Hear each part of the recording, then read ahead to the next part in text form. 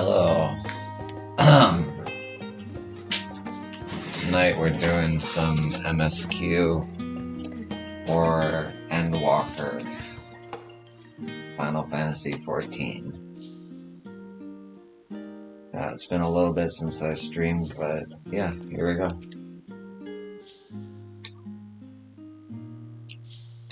My directions were easy enough to follow, I hope. In any case, you stand now before the doors of Nemoran, Charlene's grandest collection of books and tomes.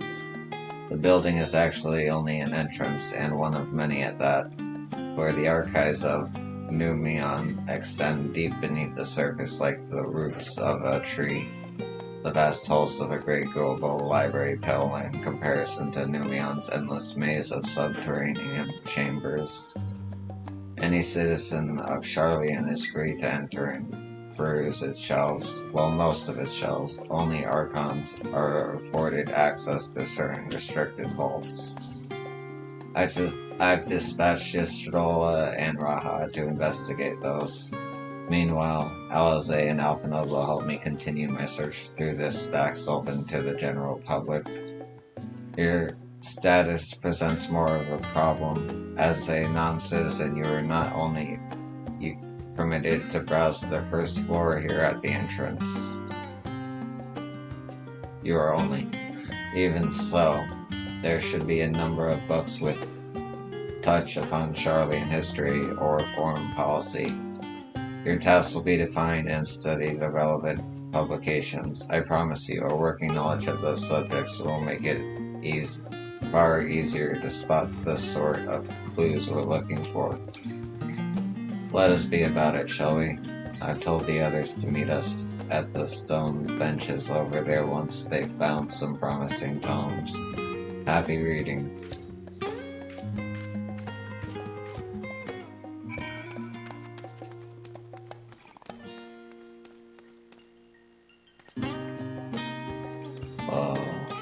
Whoa.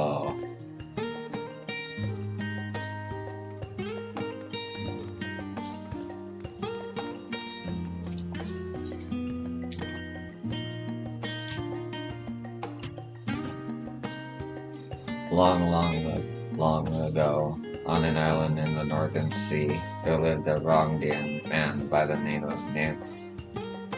Nymph was a student of astrology, and he divined that a flood of terrifying proportions would soon sweep over the lands of Eorzea. So it was that he built a gigantic ship, assembled a crew, and set sail for that imperial team realm. The flood arrived as foretold, and to their horror, the strangely churning waters drove the people towards the ocean. It was there, however, that Nymph's crew hauled them aboard his ark. But the danger had not passed. A towering wave approached, threatening to smash the vessel to pieces. With only moments to spare, Nymph wove a mighty spell of teleportation and shifted the entire ship to safety about the spine. Refugees from the surrounding regions huddled there alongside them, but it was not long before disputes over the dwindling supply of food led to violence and bloodshed. Saddened by the sight, Nymph gathered to him his crew and his grateful passengers and abandoned the ark to those threat in peace. They journeyed to the coast where they built a new ship, intent upon returning to the northern seas. They landed on the beach of an island and settled upon that very spot. That settlement prospered and grew, and in time it became the city of Charleon we live in to this day.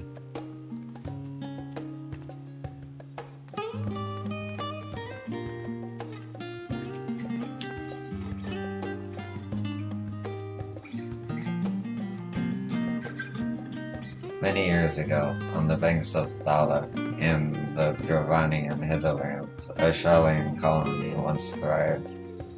The settlement was originally established as a mere outpost to study the ethereal sea in the year 1311 of the 6th Astral Era.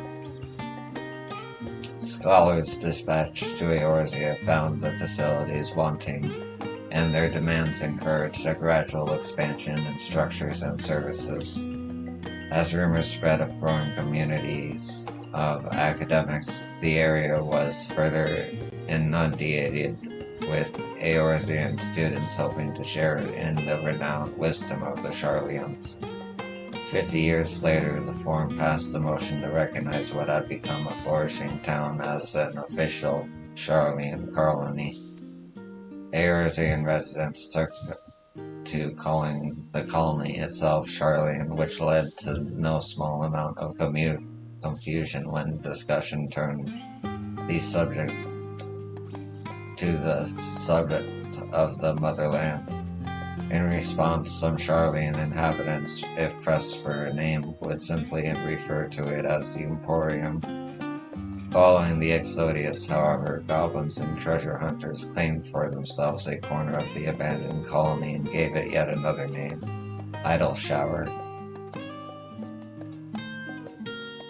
The following chapters go on to introduce the most prominent features of Idle Shower. This book does not appear to contain additional information on the Forum to cover the history of Charlian motherland in greater detail.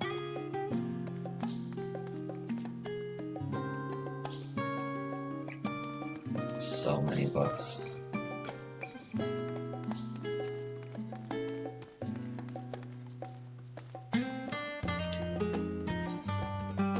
The voice of a growing city.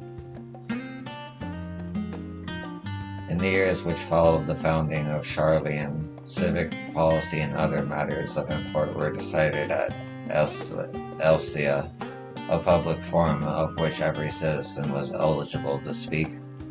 As the city's population grew, however, this format became increasingly impractical. The larger number of participants gave rise to ever longer debates, resulting in significant delays in vital resolutions. Various measures were introduced in an attempt to curtail protracted discussions, but in year 201 of the Sixth Astral Era, it was ultimately decreed that Charlian would transition to a new form of governance. The nation would now be led by a body of 99 members, citizens chosen from amongst their peers by means of a nationwide vote. Thus was the Forum as we know it today conceived and created.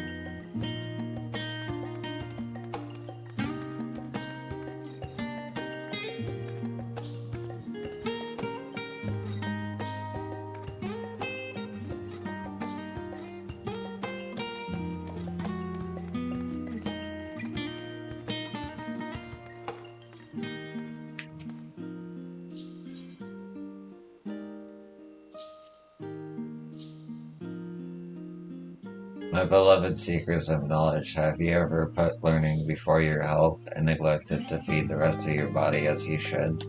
I too once engaged in such foolish practices, but one night, engrossed in philosophical study, I had an epiphany. For all the world's mysteries that drive us to reckless abandon, we have so very few years of life in which to achieve our goals. Thus do I share with you this mantra: I am forever 20 summers young. The number itself is unimportant. You could be 19 or 23 or 40, whatever age you are when you discover this manual. Let that be the age you aspire to remain. Through mindful, healthy living,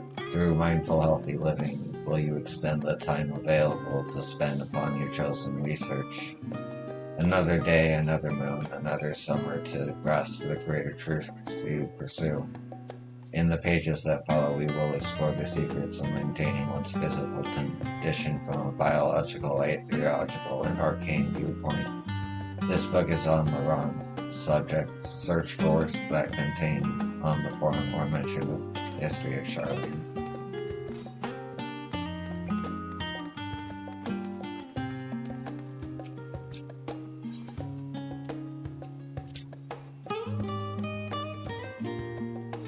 During the chaos of the Sixth Umbral Calamity, Archon Nagelfoth founder of the Charlian bore witness to the madness and savagery of men brought to the brink of despair. Upon raising a settlement on an island in the northern empty, he instructed his people thus: renounce the ways of war and pursue enlightenment through knowledge and reason. The Charlian took to heart the words of their Savior, and thenceforth served as stewards of wisdom. Upon a foundation of accumulated learning, they built a homeland unlike any other, a nation born from strength of minds rather than strength of arms. With knowledge of economics came shrewd trading. With knowledge of agriculture came bountiful crops. Engineering brought wells and sewers, ending squabbles over water. Wealth of expertise could be bartered for wealth and coin, and the more their wisdom spread throughout the world, the more mankind as a whole would thrive. And so it was that no matter the trials and tribulations of the age, the citizens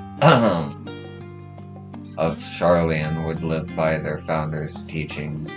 For the sake of a better tomorrow, for the sake of a brighter star, they would eschew the tools of war, and with knowledge deliver the world. You have gained a fundamental understanding of Charlian history and the fundamental form. Head outside to the rendezvous point and await your companions.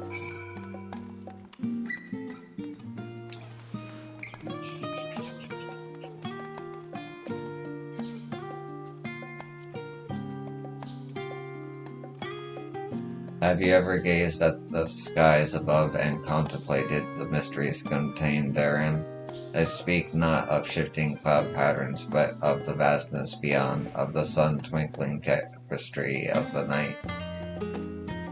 Some think the dome above us to be a fine space, yet amongst the leading thinkers of our age, one scholar depiction of a boundless sea of stars has firmly taken root. Alas, this heavy sea remains an unreachable, unknowable destination. There are few indeed who can explain, in satisfactory detail, why our own star is believed to revolve around the sun.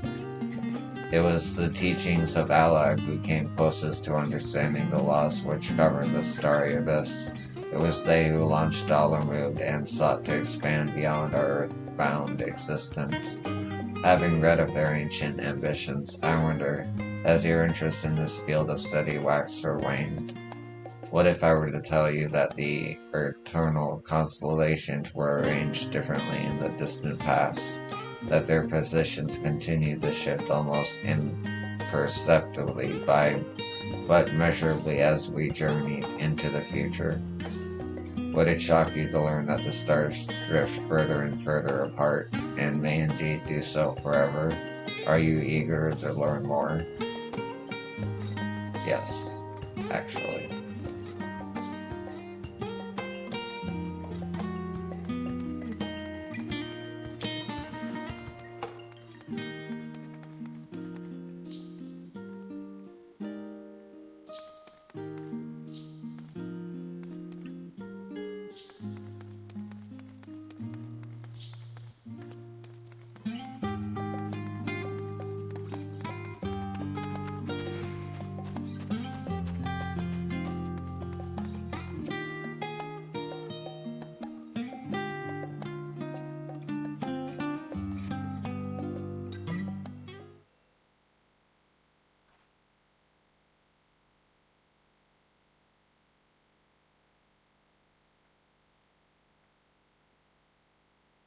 Sorry, were you waiting long?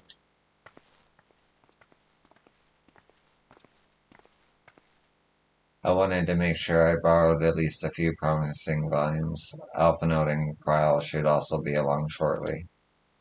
I was delayed in a similar fashion. As far as I could see, no titles in the Archon stacks mentioned the final days specifically, so we have no choice but to start with the tangentially relevant tomes, if there are even that. At the present, the plan is to skim through as quickly as we dare, and share our discoveries as we make them. It would have been nice to invite everyone to the estate, plenty to comfortable places to read, and a ready supply of hot tea. Oh, I was always quite fond of reading outside, but it's not about the little pleasures, is it? You miss your home. It's been difficult. After our arrival, we managed to speak with one of the family servants and ask how things were. It seems our dear father has instructed the staff that even if Alphinaud and I were to return to Charlian, we were not to be allowed to across the threshold.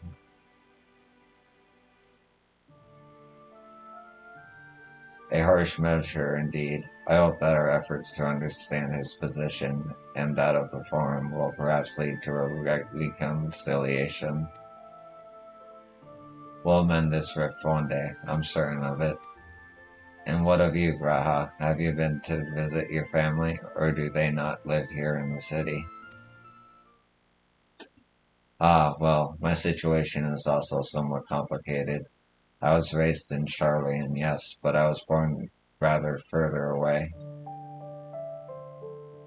In the southern reaches of Isbard, in fact. For generations my people have dwelt in Corvos, the coastal region opposite the island of Thavnir. The Alligans founded a city in that fertile land, and by ship brought in the subjugated tribes to the McCoy to serve as laborers. Of course, the massive earthquakes of the Fourth Umbral Calamity brought an end to the Empire's reign, and when the Fifth Calamity froze the sea solid, many of the tribes still living on Corvos braved the journey back to Eorzea. My ancestors, however, chose to remain, that they might prevent the remnants of Allagan technology from being misused. Isn't Corvos under Garlean rule? For the past 50 years, yes, some semblance of local culture remains, as is the case for most imperial provinces, but Garlorma renamed the region Locus Summonos. When I was a boy, a nearby town came under the jurisdiction of an illustrious imperial family, the nobles of House Darnus.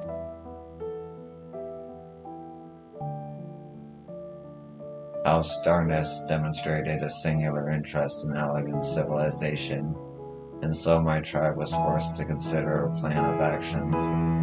For some time already, voices had been raised in favor of abandoning our ancient customs.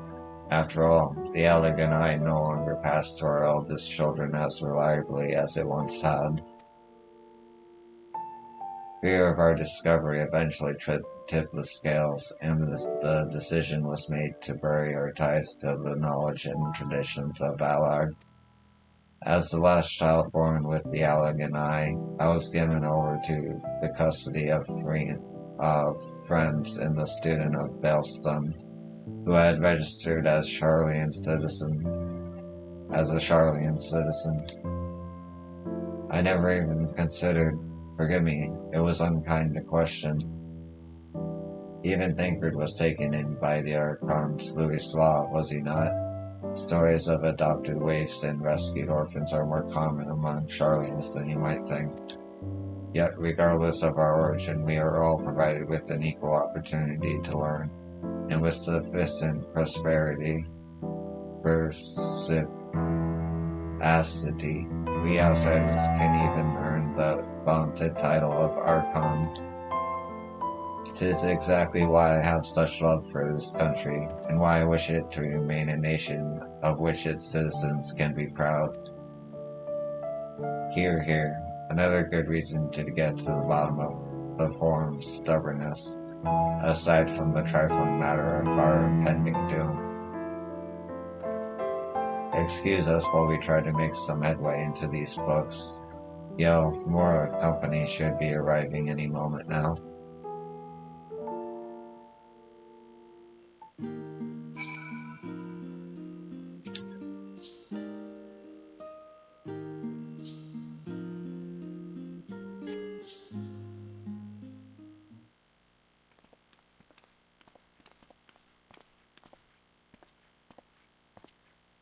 You've returned with our selections, although I must say the pickings were quite slim indeed. Mistress Cryle has already flicked through every history book devoted to disasters, and more than a few which barely made mention of them. As such, we will be looking into research papers on the Umbral calamities, as well as articles written by prominent forum members. Perhaps their knowledge of the final days comes from an unexpected source. Speaking of which, I might ask you a few questions related to the final days.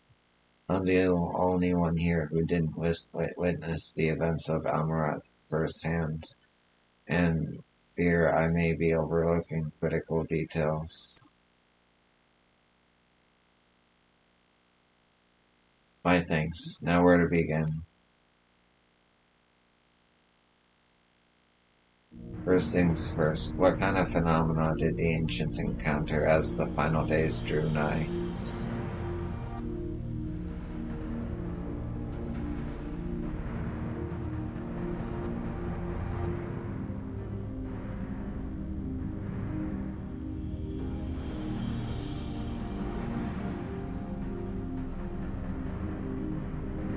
Yes, the unfolding catastrophe wrought havoc of all manner of life. The chaos extended to the ancients themselves, causing their powers of creation to spiral out of control. Fear and despair manifested in terrible, tangible fashion, meteors raining from the sky, fire erupting from the ground, indescribable abominations prowling the streets. That more or less aligns with my understanding. If only the arts of creation had survived until the present day, we might have had something substantial to analyze. To the best of our knowledge, however, those techniques were not preserved or passed on. Yostola surmises that the closest known magic is that of the summoning rituals promulgated by the Asians. Was there aught else of note which heralded the approach of the final days?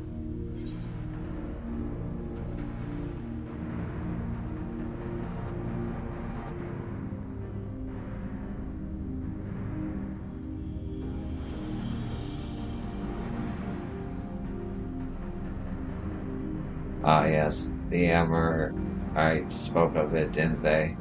We never did hear this sound ourselves, of course, thrust as we were into the midst of the madness. But it seems that each and every one of the catastrophes was preceded by this ominous noise. Eventually it resounded all across the star, and not even Amaranth was spared. So the ground was crying out, you say. To be considered the harbinger of doom, it must have been quite distinctive, and probably quite loud.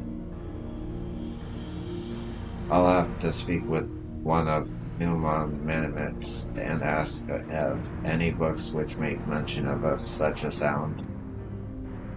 Last but not least, would you describe how the ancients sought to quell this unprecedented calamity? What defining action did they take?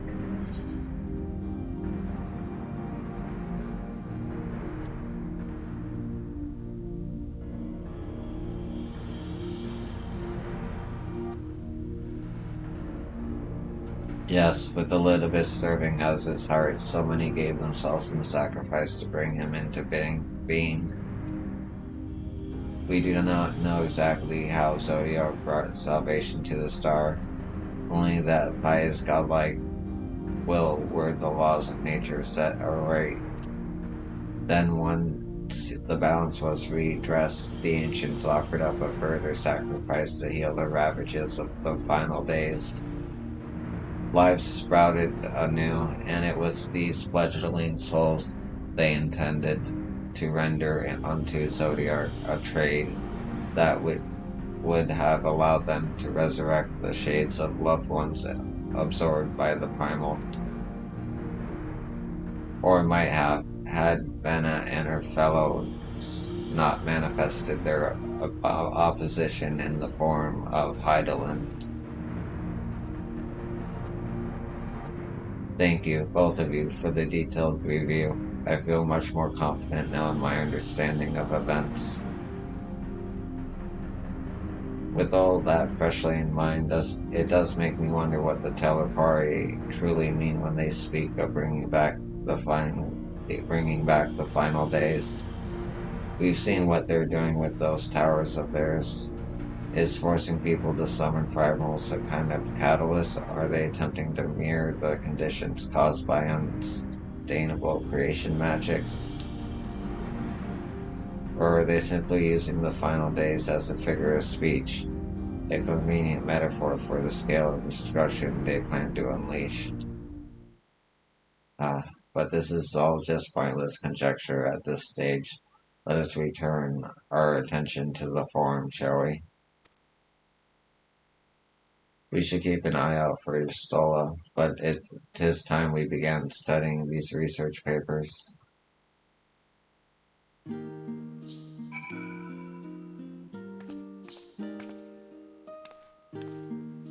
It really is comforting to have all these dedicated assistants on hand. Right then, enough chatting, more reading. There are others better suited to poring over old history books, so I thought I'd try my luck with more recent events. If I can find anything to better inform the forum's baffling behavior. What else do I do? Do I know of Corvos? Precious little, I'm afraid. I'm not returned since Master Golov first brought me here. I can tell you that Corvos rebels still seek to slip the yoke of their imperial masters, though the fighting is far less fierce than it once was. Oh, and they have carpets, flying carpets. The legends are quite extraordinary. Many forum members are also researchers or professors. If they know aught of the final days, then that knowledge might suffice in their writing. That is my hope anyway.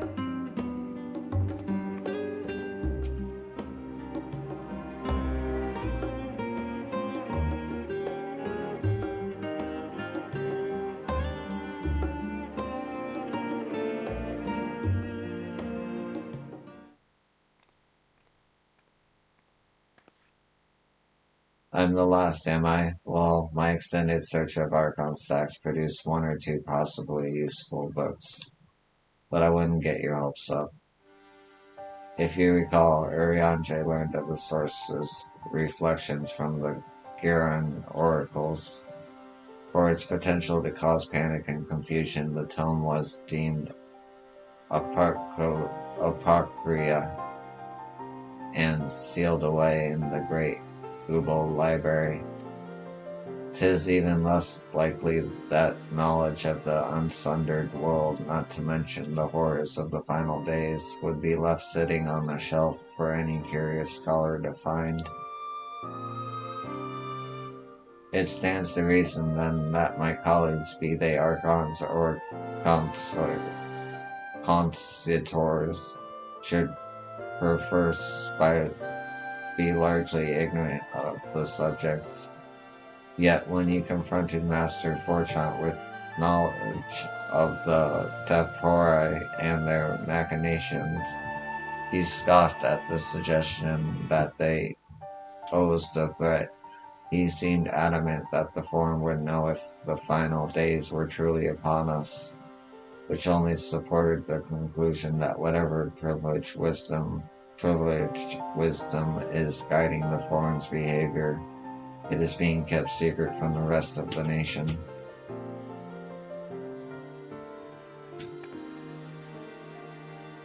Not that I mean to excuse myself from reading duty.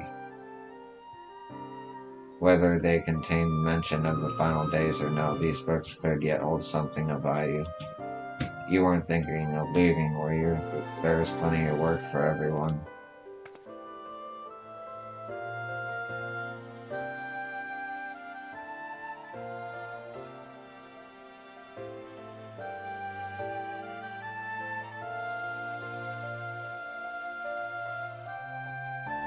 Your labor for what feels like an age as still a research assistant.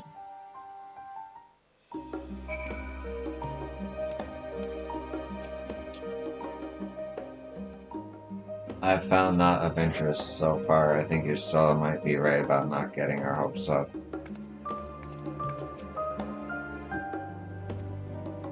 Your efforts to gain Tia's attention go unnoticed.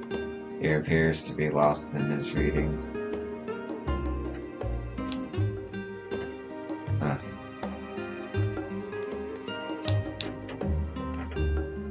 Thank you for your help, but I think I can manage the rest without your assistance. If I were you, I'd steal a few quiet moments for myself.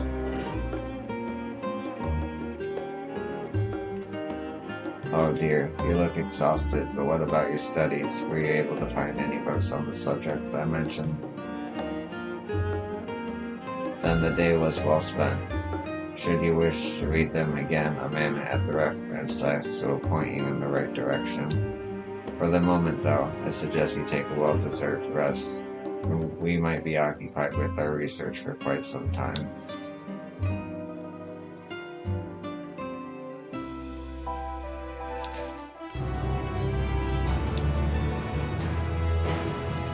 Well, I did find one paper focused on the world before the advent of the first umbral calamity, but it reads more like a work of fanciful fiction than an actual academic supposition.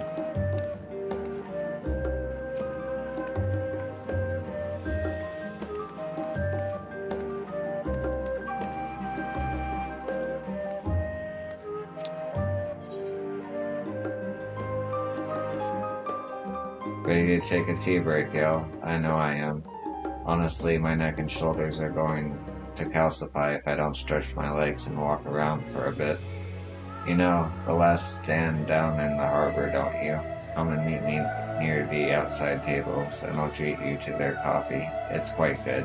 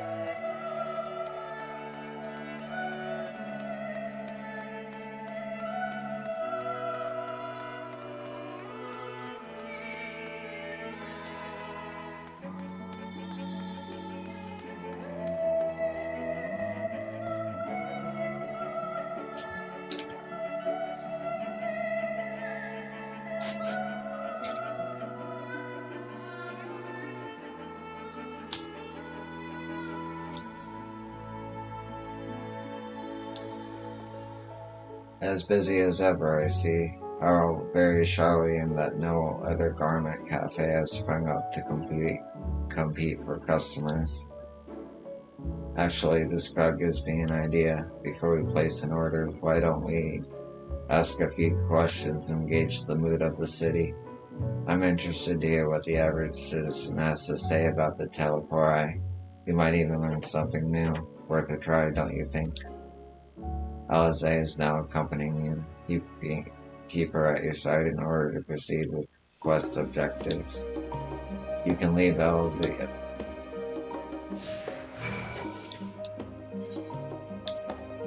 Someone here at the cafe should be willing to speak with us. Let's ask around.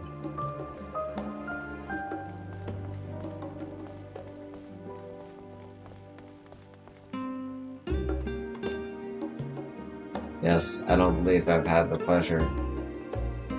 Pray excuse the interruption, but we were hoping you might share your thoughts on the telepori and their unconscionable plans. My goodness, if it isn't the young Miss Levier. My apologies, but I work in the offices of the forum. If word reached Master Forchant that I was helping you. I see, we're sorry to have bothered you. do not wish to give you offense, but your companion is a well-known figure in the city. You never know who might be watching.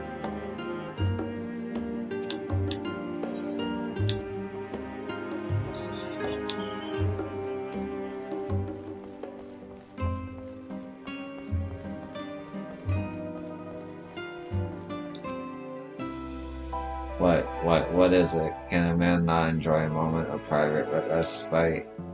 If you're looking to share a table, then I respectfully request that you look elsewhere.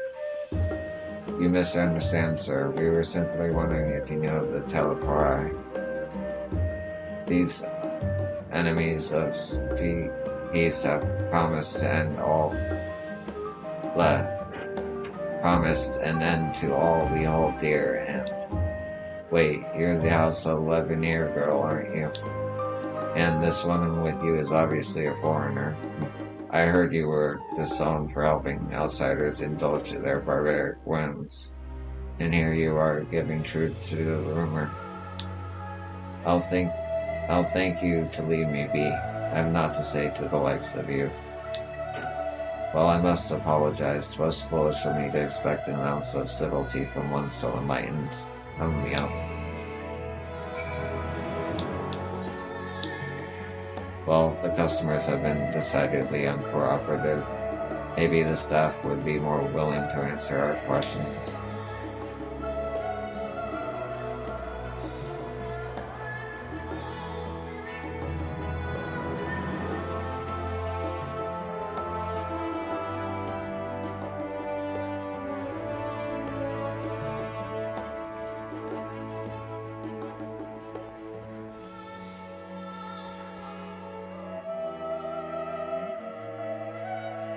Name is Stick on. Okay.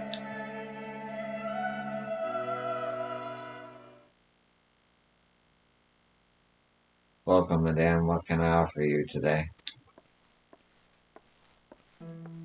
Wait, is that Mistress Alice I see there? My word, how long has it been? Far too long. Meet Dickon, the owner of the Last Stand. I used to frequent his cafe on occasion in between lessons at the State Studium. That seems like an age ago now. I remember hearing that you and Master Alphonode had set sail for Eorzea, but then you never came back. Lately there's been gossip about your father disowning the pair of you. Everything alright at home? It's complicated, and I hadn't expected complete strangers to be so familiar with our situation quite so quickly. Everyone has an opinion, it seems. Well, it is House Levier. No matter how discreet Master Forchant may have been, news of your family's doings never stay secret for long. Things between what they are, what brings you back to the city now of all times. We have questions and only Charlene has the answers. Tell me, Master Dixon, have you heard anything about the apocalypse called the Final Days? What, like the end of the world? Nothing like that, I'm afraid. And that's what you're here to find, information on this apocalypse. Yes, whatever we can learn. Unfortunately, your patrons appear to be unwilling to speak with me. I wish there was more I could do to help.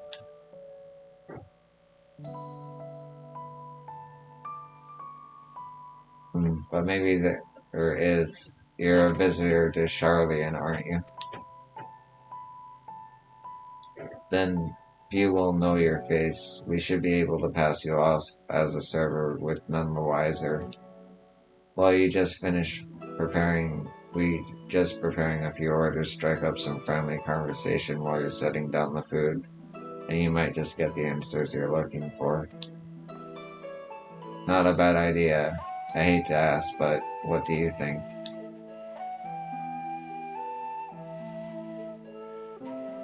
That's the spirit. Pay attention now, and I'll explain where each of these dishes need to go. The tea set is set is for the chatty group sitting by the water's edge. The omelet is for one of the regulars, a Highlander by the name of Gisela. She's sitting at an outside table with a friend of hers. Behind them you should see a Makot gentleman. He ordered the oven-baked lobster. Got all that? If you're not sure, just ask and I'll explain again. Good luck.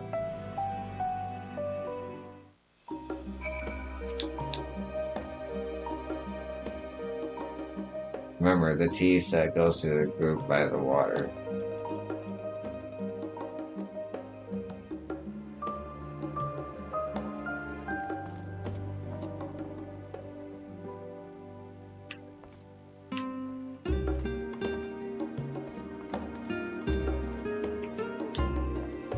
I think you'd be better off if I stay here out of sight. Find out what you can, and there'll be a hot cup of coffee waiting for you.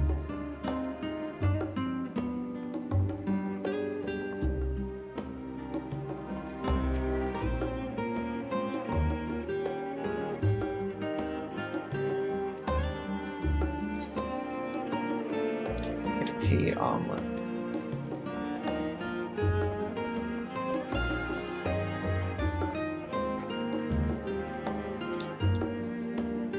You work here, don't you? I'm still waiting on that charming little tea set.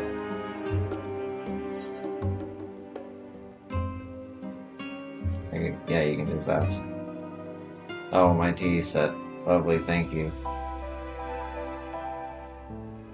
The Topahu? I'm sorry, I've never heard of them or their final days. My friends and I are somewhat uninformed when it comes to current events. Now, if you wanted to hear about ritual arcane practices of the Sixth Astral Era, common or historic, then I'd be happy to talk your ear off. I always like to order this when I'm discussing arcane theory with my peers. It's my favorite treat.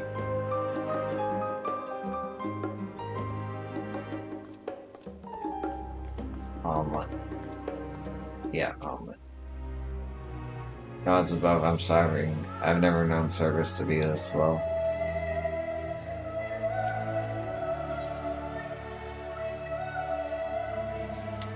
Actually, what's her name? Peace.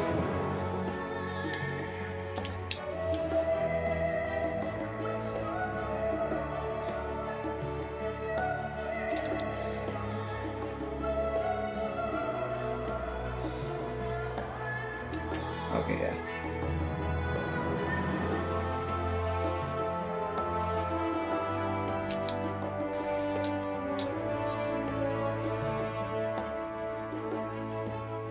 Finally in 2468, let's dig in, no time to waste.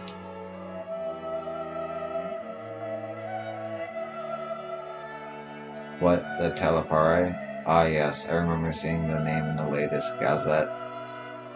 That and some grand claim about the end of days, same old senseless warmongering. When will these fools grow tired of spilling each other's blood? Best stay out of it, I say. The forum made the right choice, and I fully support our decision to remain neutral. The West End really does make the best omelets in the world. The fluffiest egg, the tartiest sauce. I could eat it every day for a year.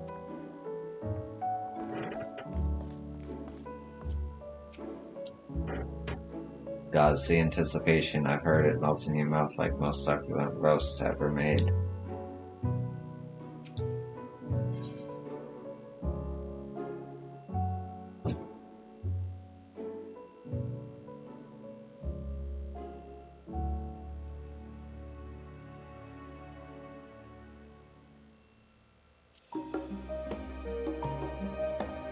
At last, the oven-baked lobster is mine. You have no idea how long I've scrimped and saved and suffered to afford this heavenly dish.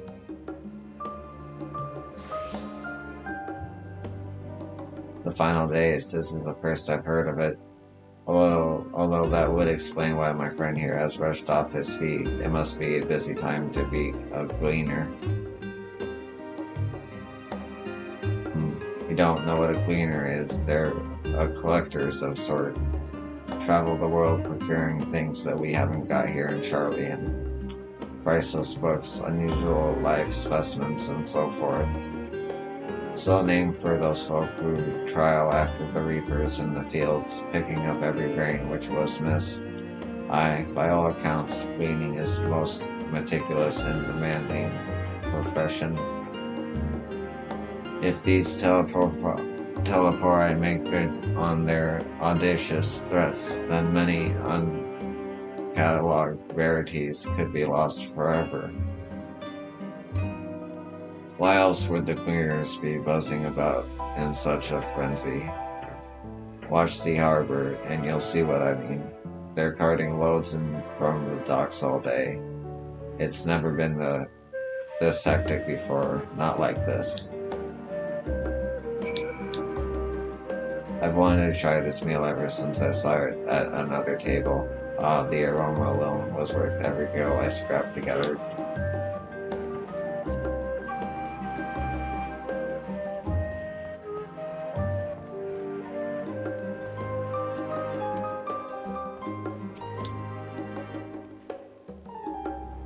I hope you and Mistress Dalzay got what you needed. She must be fond of you, eh? I've never known her to bring anyone to the cafe before.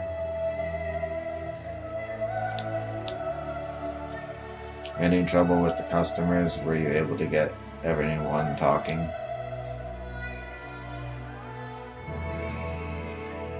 Interesting. They seem unaware of the final days, aside from whatever vague news the gazettes are printing. Even Dickon had nothing to offer, and he's the best source of gossip in the city. If the forum does not have secret knowledge, then they've done an impressive job of ensuring no one whispers it in the wrong ear. In any case, thank you for playing the part so well. Bleh. Here, that cup of coffee I promise. But let's enjoy our drinks somewhere else, shall we? Maybe behind this peristyle, away from the gossips and the wagging tongues.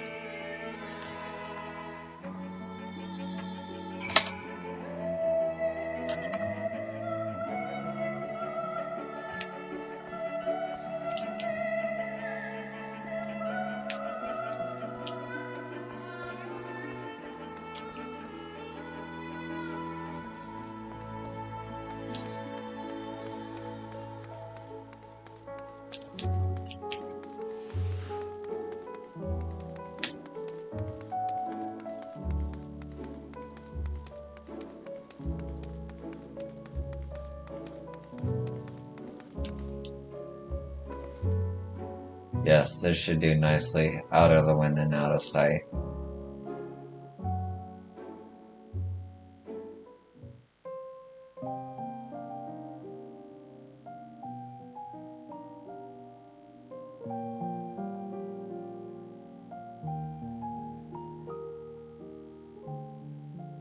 When our father disowned us, I couldn't believe what I was hearing. It wasn't until much later that his words began to sink in, that I began to feel the weight of what it meant.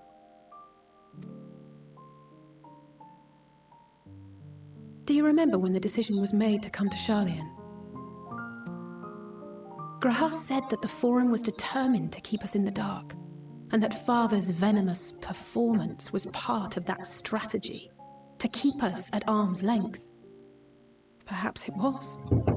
Father argued with Grandfather on many occasions, but never with such dismissive contempt. And when he demanded what justifies the sacrifices we make in war, I honestly didn't know what to say. Neither did Alpha know, I know, but never for one moment did I believe we had made the wrong choice. So all I could do was fume silently. It was only afterwards that I realized how childish I had been, how being stubborn and self-righteous must run in the family. If I could have just mustered a civil response, then things might have turned out differently.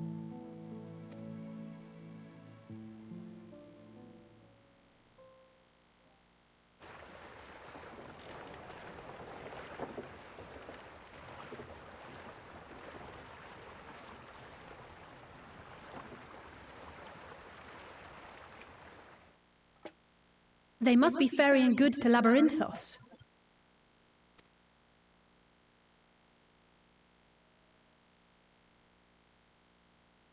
A vast complex beneath the island.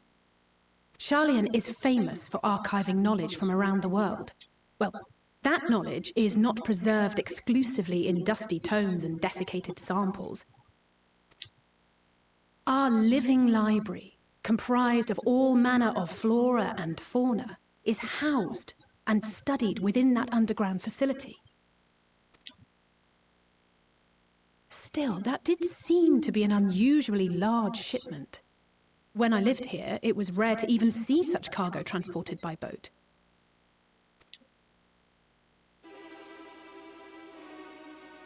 Wait! Didn't you hear something in the last stand about the gleaners coming and going more than usual? Well, I think they're the ones we saw manning those boats. And gleaners answer to the Forum. If the appearance of the Telophoroi prompted this sudden burst of activity, then Labyrinthos may hold a clue as to what the Forum is planning.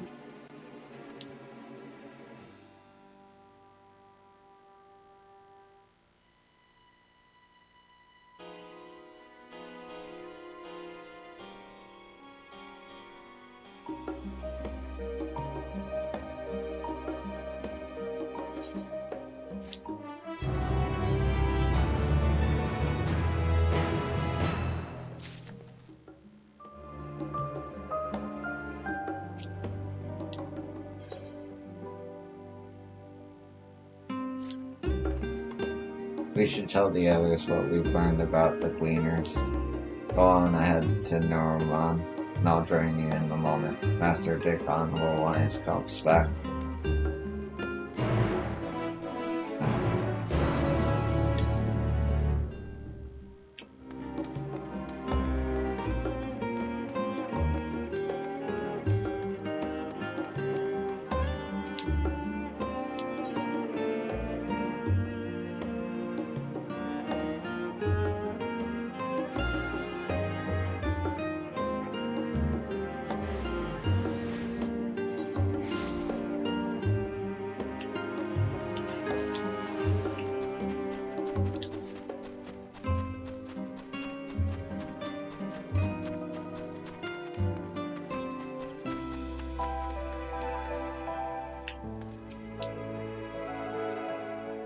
Is that coffee I smell?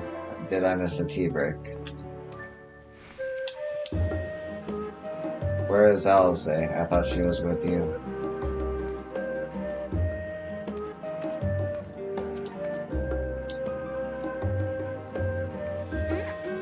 My loyal assistant returns there.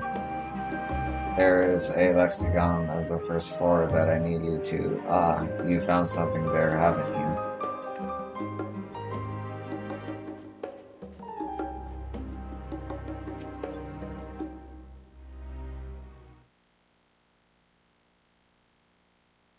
Welcome back, yo. Been for a walk and cleared your head, have you? Not exactly. We did some impromptu investigation and turned up information on the Gleaners.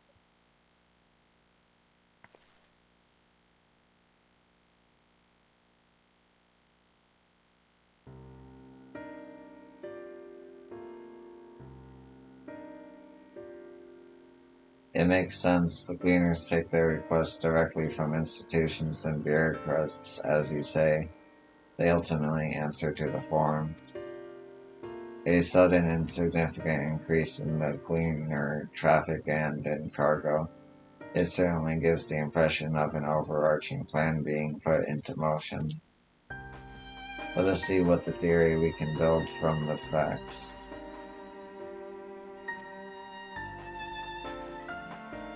As Yashtola observed earlier, Norman's archives appear to contain no information concerning the final days.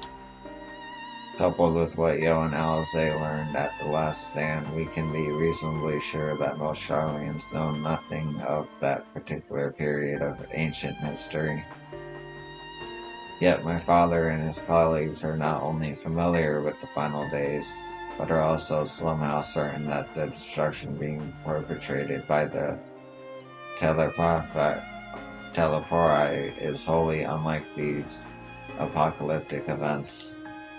Moreover, the forum claims to be occupied by a duty of such pressing importance that they saw fit to unanimously deny Eorzea's request for aid.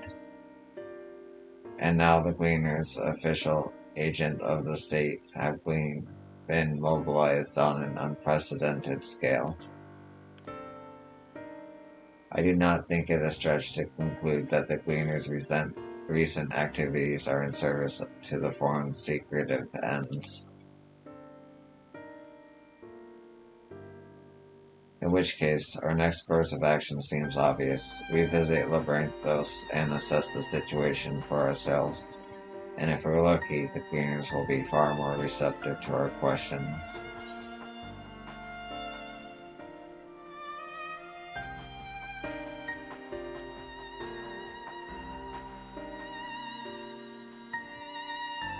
Oh, I would hate to spoil that surprise. As for myself, there are a few more subjects I should like to research. There are a few more subjects I would like to research. I may join you later, but feel free to leave me behind your borrowed books and be on your way. I'll see to it that each is returned to its proper place. That would be a great help. Thank you,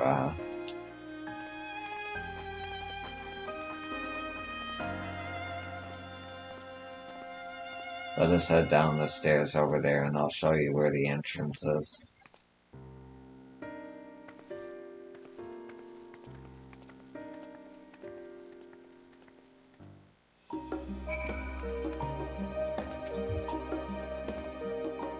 Watch your step in Labyrinthos. It's rather more precarious than a simple storehouse, although that will likely make the experience all the more attractive to an adventurer like you.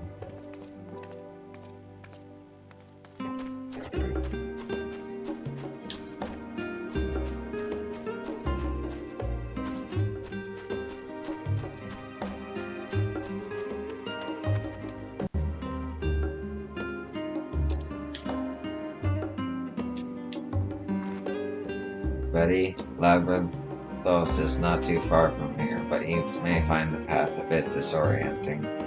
I'll take the lead, so stay close. Off we go then.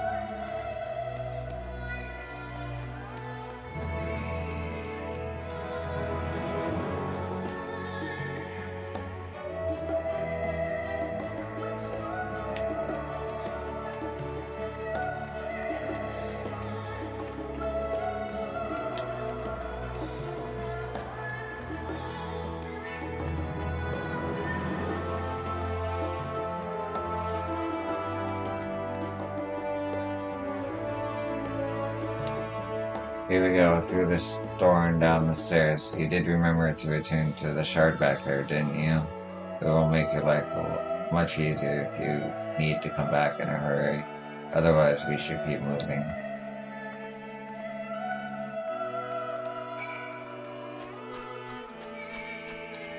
Did I already attune to you?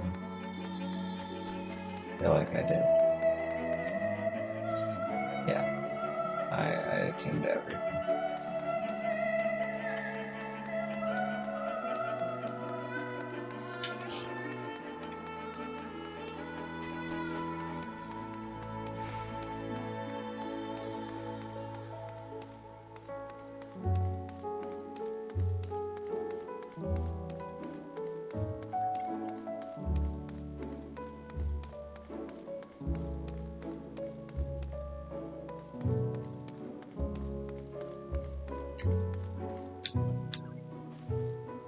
You didn't take a wrong turn into Rasta there, did you?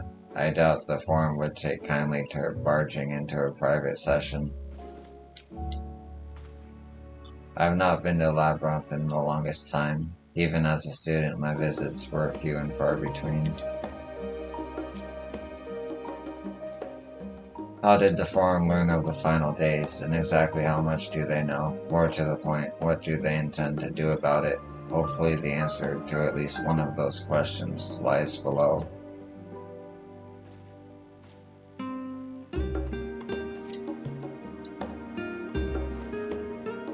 We're all here now, yes. I've taken the liberty of securing permission for our group's descent.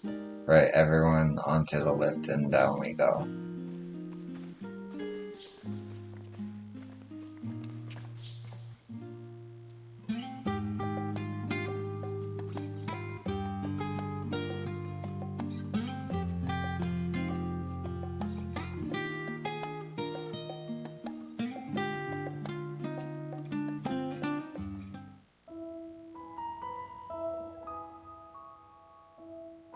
Deep beneath the scholar's city shines a false sun within a fabricated sky.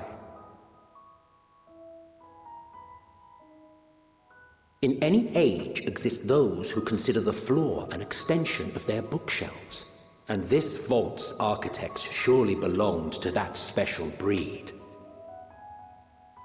If the stack grows too high, start a new one. If no room remains, then make more rooms. A simple solution at first, and then bit by bit, a profound transformation. Knowledge, buried beneath knowledge, a growing, creeping labyrinth from which there is no escape.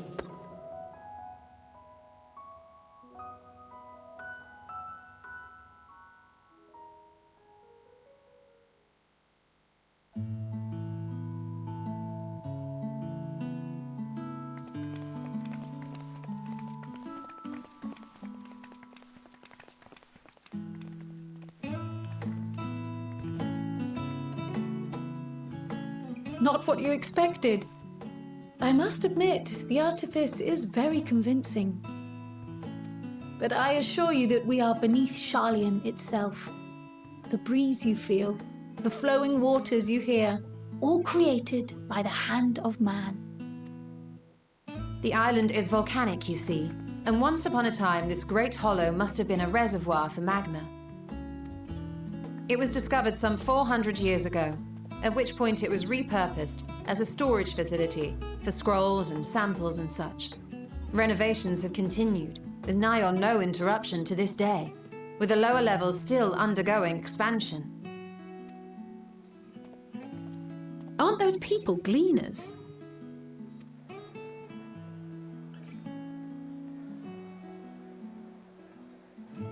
Aye, judging by their dress. They are said to work alone as a rule, but 'twould seem that rule is being enthusiastically broken today. It may be as you suspected, that they are engaged in a task apart from the norm.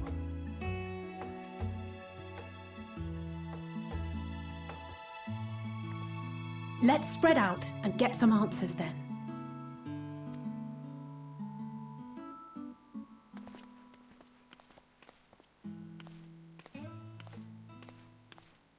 Ugh.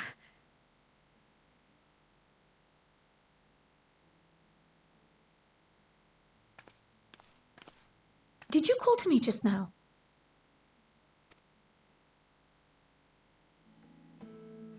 No. How odd.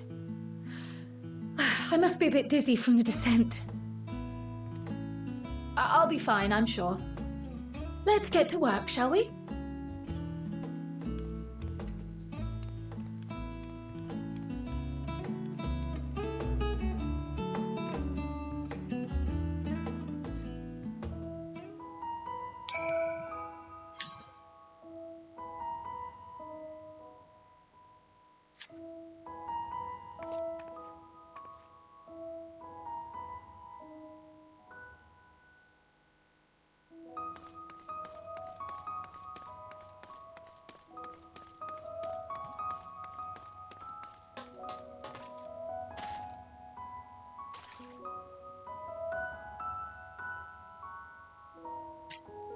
I'm gonna take a.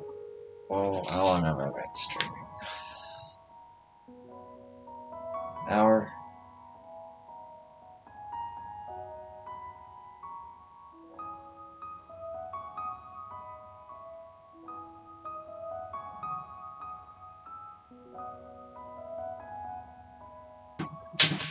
I'm gonna take a break for now. I'll be back.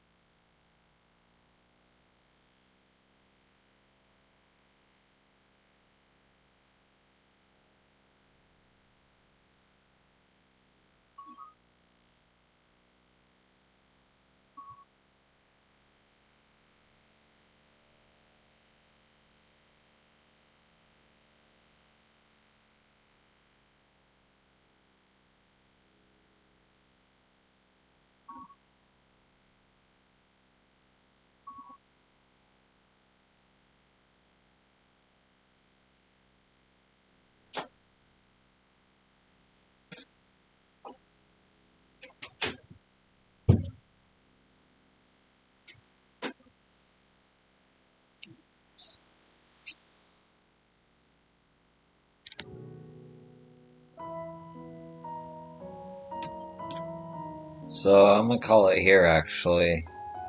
I have to get up in the morning. But happy holidays, Merry Christmas, all that. Thank you for watching, and I'll see you in the next one. Peace.